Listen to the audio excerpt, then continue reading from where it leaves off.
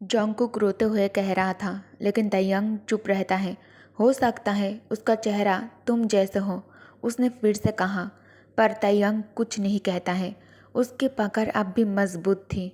वो बेबी तुमसे प्यार करता है, तुमसे ही। जॉन्गकुक कमजोर आवाज से कहता है। प्लीज ऐसा मत करो तयंग।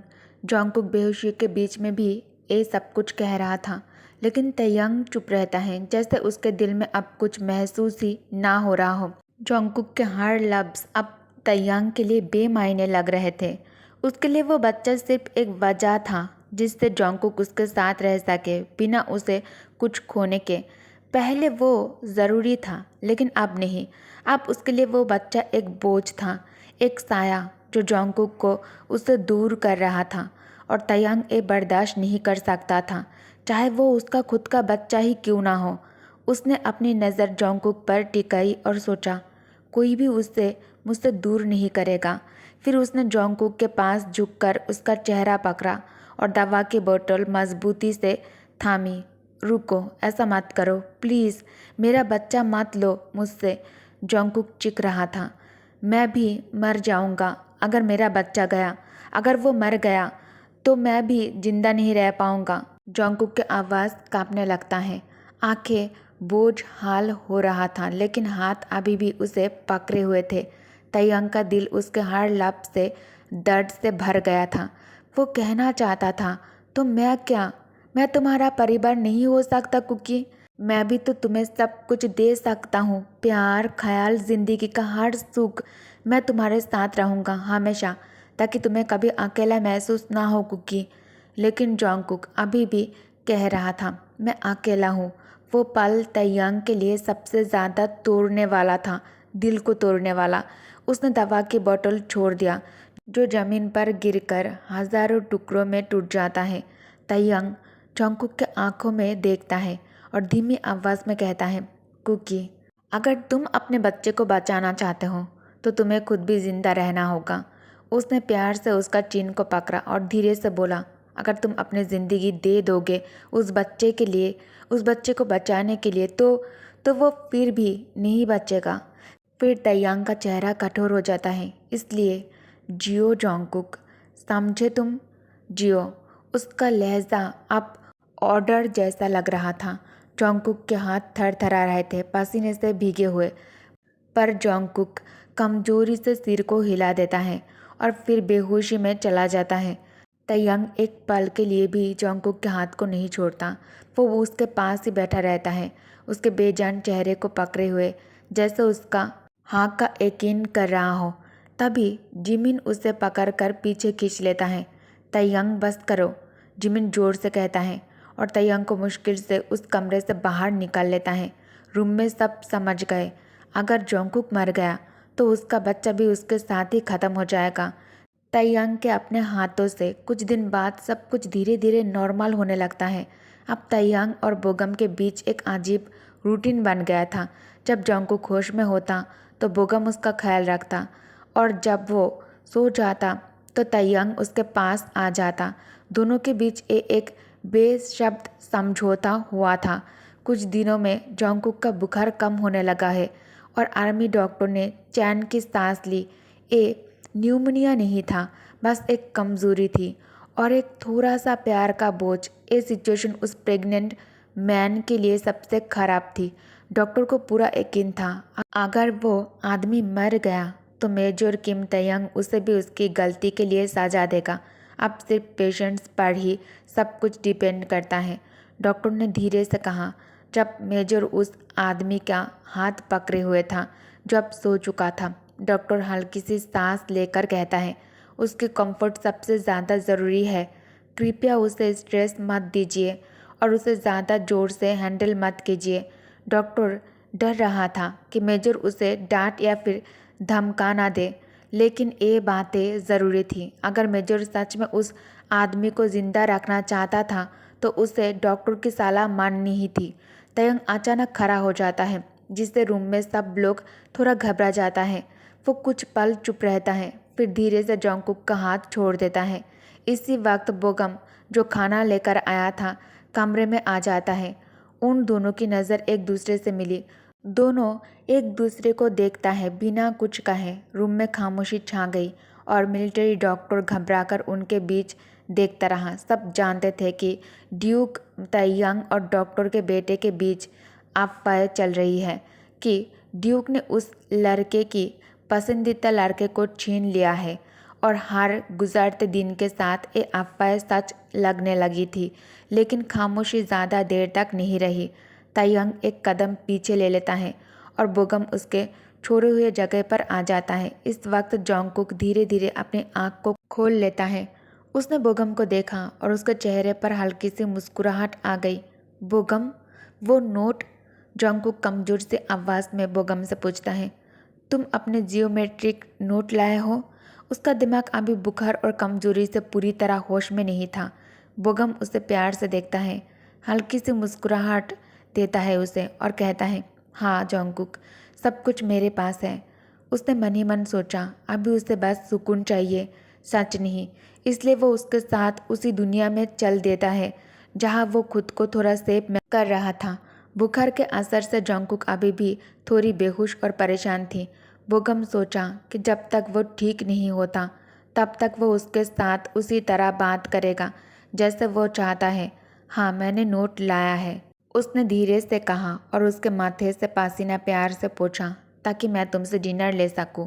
उसने मुस्कुराते हुए बोला, अभी नहीं, जोंगकुक कमजोर सी आवाज़ में कहता है। उसने आसपास देखा जैसे किसी को ढूंढ रहा हो। क्या तुम डिनर नहीं करोगे कुकी? बोगम नरमी से पूछता है। अंकल वांग अभी तक आए नहीं? उसने उदासी से कहा। बोगम की आंखों में आंसू भर आए, लेकिन उसने तुरंत खुद को संभाल लिया। हाँ, अंकल वांग ने कहा था वो थोड़ा लेट आएंगे। उसने हल्का सा झूठ बोला, एक नरम मुस्कुराहट के साथ। दूर से मेजर किम तयंग उन्हें देख रहा था। जोंगकुक का वो निर्दोष सा मुस्कुराना और बोगम की बातों पर उसका तुरंत विश्वास कर लेना, सब कुछ उसे अंदर से तोड़ रहा था। बोगम बड़े प्यार से उसे पोरेज खिला रहा था। हर बाइट से पहले उस पे फूंक मारकर ठंडा कर देता था। वो पल इतने सुकून भरे थे। ऐसे पल तैयांग ने भी कभी उसके साथ महसूस नहीं किए थे। कुछ देर तक चुपचाप उन्हें देखता रहता है तैयांग, फिर बिना कुछ कहे वापस मुड़ जाता है। धूप की रोशनी उसके चेहरे पर पड़ी और उसके होठों पर एक कसक भरी हल्की सी मुस्कुराहट उभर आई। उस दिन तैयांग रात होने तक अपने कमरे में वापस नहीं गया और तभी बोगम भी जोंगकुक के कमरे से निकल चुका था। अब कमरे में सिर्फ जोंगकुक था, गहरी नींद में सोया हुआ। उसका बुखार अब धीरे धीरे कम हो रहा था, सांस अब ठीक चल रही थी और चेहरे पर सुकून था, जैसे वो किसी प्यारे सपने में खो गई हो। तैयंग उसे चुपचाप देखता रहता है। उसके चेहरे पर शांति थी, लेकिन उसके दिल में एक बात साफ थी, वो सपने में उसके साथ नहीं था। कुछ देर तक सब भूलने की कोशिश कर रहा था तैयंग, फिर बाथरूम गया और अपने आप को थोड़ा संभाला। काफ़ी देर लग गया उसे ये करते हुए, और जब वो बाहर आया जोंगकुक उठ चुका था। वो सीधा छत को देख रहा था जैसे एक मासूम सा बच्चा हो। तैंग उसके पास आ जाता है, पर जैसे ही जोंगकुक उसे देखता है उसके चेहरे पर घबराहट और डर आ जाता है। प्लीज़ ऐसा मत करो, उसने धीरे से कहा। तैंग उसके पास आ जाता है और ब्लैंकेट हटाकर उसे देखता है। जोंगकुक थोड़ा डर जाता है, पर तैयांग नरम दिल से उसका पसीना पोंछना शुरू करता है ताकि उसे सुकून मिले। जोंगकुक कमज़ोर हाथ से उसका हाथ हटाने की कोशिश की, और जब उसे समझ आया कि वो कर नहीं पा रहा है तो उसने अपना चेहरा दोनों हाथों से छुपा लिया। तैयांग चाहता तो किसी नर्स को बुला सकता था, पर वो नहीं चाहता था कि कोई और जोंगकुक के पास आए। उसे पसंद नहीं था जब कोई और उसकी फिक्र करता, क्योंकि वो सिर्फ उसके पास रहना चाहता था। उसने बड़े प्यार से उसका ध्यान रखा, और जब उसके हाथ जोंगकुक के पेट पर गए तो वो कुछ पल के लिए रुक गया। जोंगकुक कमज़ोर था, लेकिन उसके अंदर एक नई जिंदगी धड़क रहा था। उसने सोचा था शायद बीमारी के बाद सब कुछ ठीक हो जाएगा, लेकिन वो छोटी सी जिंदगी अभी भी अपने मोम के अंदर मजबूती से जी रही थी। उसे महसूस हुआ जैसे वो बच्चा भी जोंगकुक से उतना ही जुड़ा हुआ है जितना वो खुद है, और इस बात ने उसके दिल में एक अजीब सी जलन पैदा कर दी। वो बच्चा जिसे वो पहले तैयांग बिल्कुल पसंद नहीं करता था, अब वो उसे लेकर और भी ज़्यादा अनईजी हो गया था। पहले तो सिर्फ बोगम, पार्क बोगम और मिस्टर वांग उसके सामने थे, पर अब वो लोग भी कोई थ्रेट बनकर उसके सामने नहीं रहे। और ओल्ड गार्डनर तो पहले ही गुजर चुका था और अब एक छोटा सा बच्चा। तैंग जानता था कि जोंगकुक अपने पसंदीदा बर्ड, फ्लावर्स, हत्ता की ग्रास को भी उससे ज़्यादा इम्पोर्टेंस देगा। उसका सिचुएशन सच में बेचारा और पेनफुल लग रहा था, फिर भी वो अपने इमोशंस को दिल से निकाल ही नहीं पा रहा था। क्या मैं सब कुछ हटा दूँ अपने रास्ते से? उसके दिमाग में एक ख्याल बार बार आ रहा था। वो जानता था ये गलत है, पर जोंगकुक से दूर रहना उसके लिए और भी मुश्किल था। अगर जोंगकुक के पास कुछ भी ना बचे, ना बर्ड्स, ना गार्डन, ना कोई और चीज़ जिसे वो प्यार करता हो, तो शायद वो सिर्फ उसके पास रह जाए। ये एक डेंजरस सोच थी, पर तयांग जानता था कि वो चाहे तो सब कुछ बदल दे। वो उससे उतना ही क्रेजीली लव करता था जितना कभी कभी उसकी सोच भी स्कैरी हो जाती थी। शायद एक दिन ये प्यार जोंगकुक को हर्ट कर दे, पर तयांग के पास प्यार करने का कोई दूसरा तरीका था ही नहीं। उसने जोंगकुक का टॉवल ठीक किया, उसके लिए न्यू पजामास लाया और धीरे से उसके पास बैठ गया, अपने सांसों को नॉर्मल करते हुए। वो अंधेरे को ताक रहा था, जैसे अपने थॉट्स के बीच खो गया हो। लेट्स स्लीप, उसने उस पर किया और जोंगकुक के फोरहेड से बाल हटा दिए।